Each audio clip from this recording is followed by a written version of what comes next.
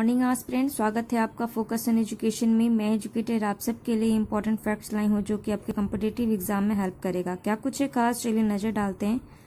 आज 7 अक्टूबर 2020 और first point क्या है कि न्यू कैलेडोनिया किस राष्ट्र के अंतर आता है? तो ये फ्रांस के अंदर आता है। अगर पूछा जाए कि न्यू कैलेडोनिया जो है वो कहाँ पे स्थित है, लोकेटेड, वो पैसिफिक ओशन है, प्रशांत महासागर के बीच में है, मतलब प्रशांत महासागर में है। और अगर इसकी लोकेशन जो है देखें तो वो न्यूजीलैंड और ऑस्ट्रेलिया के बीच में मिलता है, ऊपर नॉर्थ साइड में। और यह एक आर्कीपेलागो है, आर्चीपेलागो है। प्रशांत महासागर का मतलब छोटे छोटे द्वीप, बहुत सारे छोटे छोटे द्वीपों का समूह है, उसी को आर्चीपेलागो कहते हैं। और इसे सबसे पहली बार किसने डिस्कवर किया था?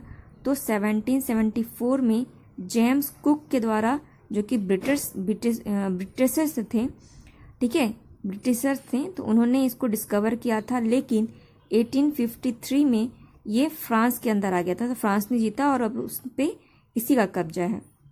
और वो जब जीता था तब उन्होंने एक एकॉर्ड साइन हुई थी, ठीक है। वो क्या थी? वो थी नौमी एकॉर्ड भी क्वेश्चन पूछा जा सकता है किससे संबंधित है, तो वो न्यू कैलेडोनिया और फ्रांस के बीच में कराया गया था। इसमें 3 रेफरेंडम की बात की गई थी। जो पहला रेफरेंडम था वो 1998 में हुआ था और दूसरा रेफरेंडम अभी 2020 में किया गया है।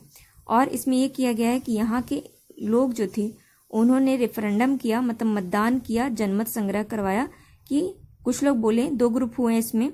कुछ लोग बोले कि हमें फ्रांस से बिल्कुल अलग होकर एक नया राष्ट्र बन जाना चाहिए, नया देश बन जाना चाहिए और अपने नियम कानून खुद बनाने चाहिए। और कुछ ने कहा कि नहीं, हमें फ्रांस के अंदर रह के काम करना चाहिए और उसको देखना चाहिए। तो जो रेफरेंडम हुआ तो वापस से, यानी दूसरी बार जो वहाँ के नागरिक थे उन्होंने कहा कि नहीं, हमें फ्रांस के साथ ही रहना चाहिए। चलिए इसे मैप से भी हम देखते हैं कहाँ पर है।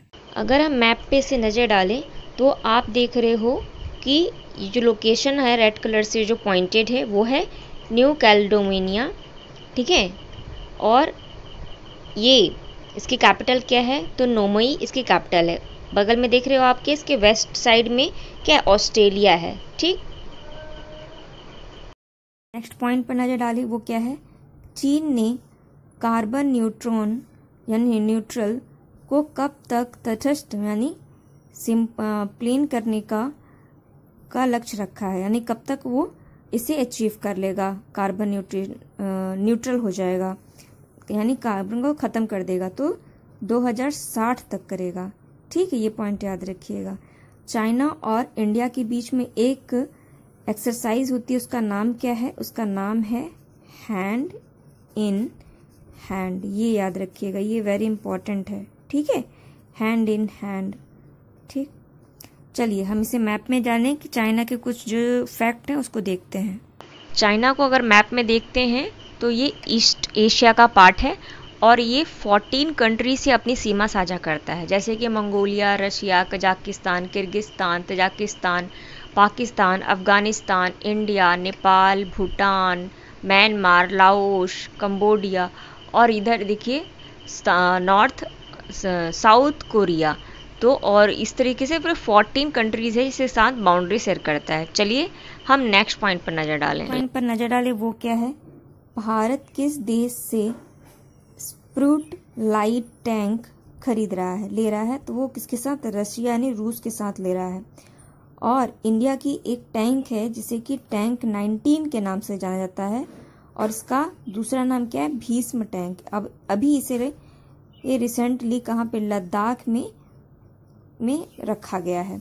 चलिए रूस से जब पॉइंट देखें, वो क्या है? रूस में अभी 12वां ब्रिक्स की मीटिंग की जा रही है, ठीक है, ये वर्चुअली हो रहा है। और अभी संघाई कोऑपरेशन ऑर्गेनाइजेशन की मीटिंग की गई, ये भी पॉइंट याद रखिएगा। इसकी कैपिटल क्या है? तो मॉस्को है, ठीक है। और ये चलिए हम मैप में इसको देखते हैं। अगर हम रशिया को देखते हैं तो इसको हम देख रहे हैं पहले कि ये 2 कॉन्टिनेंट में बटा हुआ है। एक आपका यूरोपियन कॉन्टिनेंट में हाफ पार्ट आता है, एशिया और यूरोप में दोनों देखते हैं। मैंने अपने प्रीवियस वीडियो में यूरोप कॉन्टिनेंट को डिस्कस किया है और इसकी राजधानी भी यूरोप कॉन्टिनेंट में ही है। और ये इकलौता ऐसा कंट्री है, मतलब चाइना और रशिया दो ऐसे कंट्री हैं जो कि सबसे ज़्यादा बाउंड्री शेयर करते हैं, यानी 14 कंट्री से बाउंड्री शेयर करते हैं। जैसे कि आप देख रहे हो इधर नॉर्वे से, फिनलैंड से, स्लोवेनिया, लाटविया, ब्रुनेई, यूरेनिया, फिर यूक्रेन, जॉर्जिया, फिर अजरबैजान, फिर कजाकिस्तान, मंगोलिया, चाइना, इन सब से ये अपनी बाउंड्री शेयर करता है। और इम्पोर्टेंट क्या, यहाँ पे लेक बैकाल है, ठीक है, जो लेक है सबसे बड़ी विश्व की, और एक इसकी रिवर है। आप मुझे वो कमेंट सेक्शन में लिखकर बताइएगा। बता देती हूँ, वोल्गा रिवर है। नेक्स्ट पॉइंट क्या है, किस देश ने supersonic missile assist release of torpedo का प्रक्षेपण किया, जिसे कि हम स्मार्ट के नाम से जानते हैं। इसका फुल फॉर्म है जिसे supersonic missile assist release of torpedo. तो ये किसने किया है, ये भारत ने किया है। भारत ने अभी, और ये किसके द्वारा किया गया, डीआरडीओ के द्वारा किया गया है। और डीआरडीओ ने अभी पृथ्वी सेकंड मिसाइल का भी प्रक्षेपण किया। कहाँ, उसका रेंज क्या था, तो 350 किलोमीटर इसकी रेंज थी। चलिए कुछ और भी पॉइंट पे नजर डालते हैं। चलिए, डीआरडीओ ने कौन कौन से जो मिसाइल अभी रिसेंटली टेस्ट फायर किया उस पर जरा नजर डाले। पहला जो पॉइंट है वो देखिए, वो हाइपर टेक्नोलॉजी डेमोन्स्ट्रेटिव व्हीकल, जो कि डॉक्टर एपीजे अब्दुल कलाम के व्हीलर आइलैंड से लॉन्च किया, जो कि उड़ीसा में है। नेक्स्ट है सूर्य मिसाइल, इसे भी डीआरडीओ ने किया। इसकी रेंज क्या है, 700 से 1000 किलोमीटर। तीसरा है ब्रह्मोस मिसाइल, जो कि आपकी ब्रह्मपुत्रा और रशिया के मॉस रिवर से मिलकर बनी है। इसका रेंज है 400 किलोमीटर। फिर डीआरडीओ ने लेज़र गाइडेड अन टैंक मिसाइल सक्सेसफुल की थी, ठीक है, वो अहमदानगर से था। और अभी पृथ्वी सेकंड किया, ठीक है, वो उसका जो कब किया गया था, इसे इंट्रीगेट, वो 1983 में किया गया था। तो ये कुछ इंपॉर्टेंट पॉइंट थे। पॉइंट पर नजर डालें, वो क्या है, वो है डेयरिंग सिटी 2020 कॉन्फ्रेंस में भारत का कौन सा शहर भाग ले रहा है, तो वो दिल्ली ले रहा है। और डेयरिंग सिटी 2020 कॉन्फ्रेंस में विश्व के यानी वर्ल्ड के 5 शहरों को ही लिया जाता है, तो इस बार इंडिया को भी मौका मिला है। तो पहला जो जो 5 कंट्री उनको देख लें, कोलंबिया का है बोगोटा, ब्राजील का है साउथ पोलो, यूएसए का है लॉस एंजलिस, युगांडा का है इतबे, और इंडिया का है दिल्ली। ये जो है ICLEI और फेडरल सिटी ऑफ बोन, जो कि जर्मनी है, इन दोनों की सहायता से आयोजित किया जा रहा है। ये 7 से 28 अक्टूबर 2020 तक किया जाएगा, यानी 3 वीक्स तक चलेगी। और जो सीएम हैं दिल्ली के, वो यहाँ पर इनवाइट किए गए हैं और ये अपना स्पीच देंगे, ठीक है। और जो सीएम है अरविंद केजरीवाल दिल्ली के, उन्होंने अभी ग्रीन ऐप लॉन्च किया है, जो कि युद्ध प्रदूषण के विरुद्ध एक अभियान के थ्रू ये किया गया है। दिल्ली को पहले इंद्रप्रस्थ के नाम से जानते थे, ये पॉइंट याद रखिएगा। और दिल्ली ने एक मास्टर प्लान लेकर आए थे अपनी सिटी के लिए, जो कि 2041 यानी 2041 तक ये चलेगा, जिसमें कि इन्होंने दो कैटेगरी को रखा, ब्लू एंड ग्रीन। ब्लू में जितने भी लेक्स, वाटर, रिवर, ये सारे आते हैं, और ग्रीन में इंफ्रास्ट्रक्चर, पार्क, इस तरह की चीज़ें आती हैं। तो ये पॉइंट याद रखिएगा। आई होप आपको ये वीडियो पसंद आएगा। हाँ, एक और पॉइंट याद रखिएगा, वो क्या है कि दिल्ली जो है वो 1911 में ब्रिटिश सरकार के द्वारा कंसीडर की गई थी कि हम इसे कैपिटल बनाएंगे, लेकिन बनाया कब गया था, ये 1912 में बनाया गया था, तब ट्रांसफ़र कर दिया गया था। तो पहले कहाँ थी, कोलकाता थी, फिर कहाँ कर दिया गया, दिल्ली कर दिया गया। तो ये पॉइंट याद रखिएगा। इसको मैप में देख लें हम।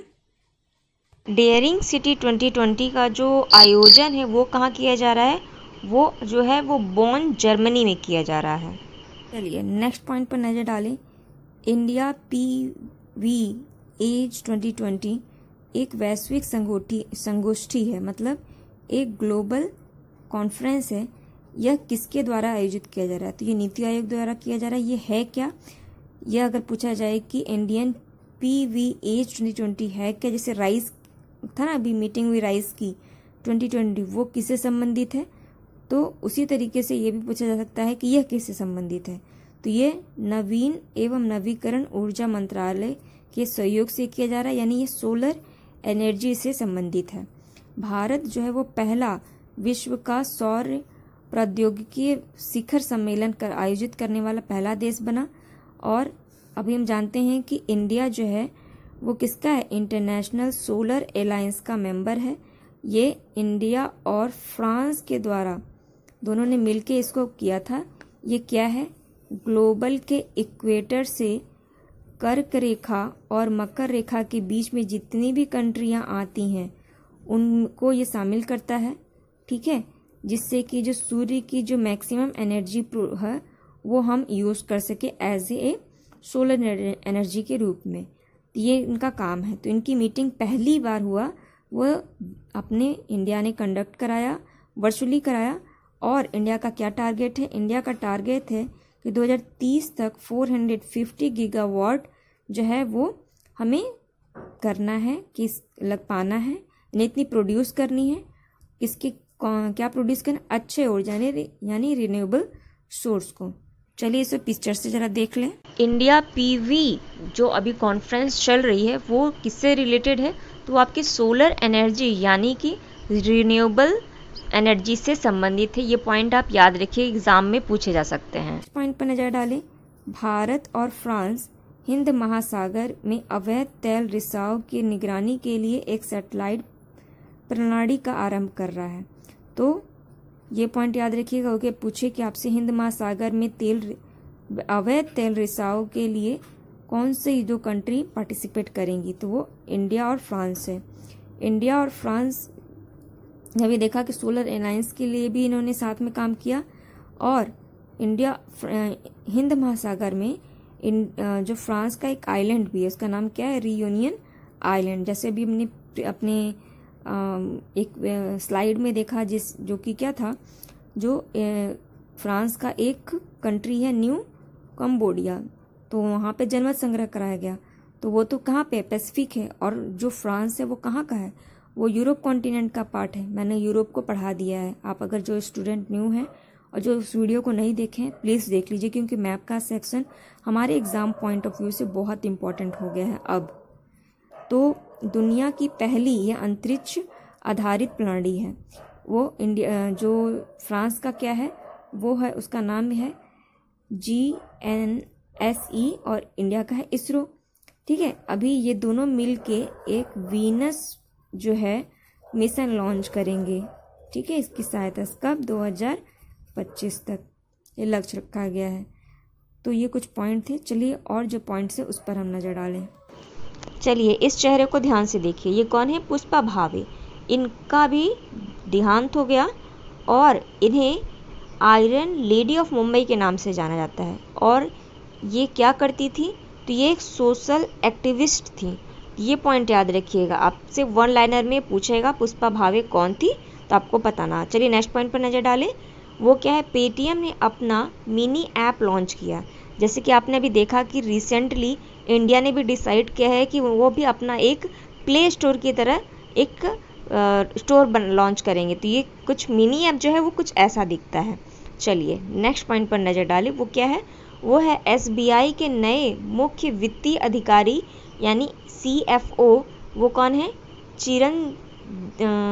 चिरजीत सिंह आंत्रा को नियुक्त किया गया। तो ये पॉइंट याद रखिएगा, ठीक है। और इसके चेयरपर्सन और MD देख लीजिए।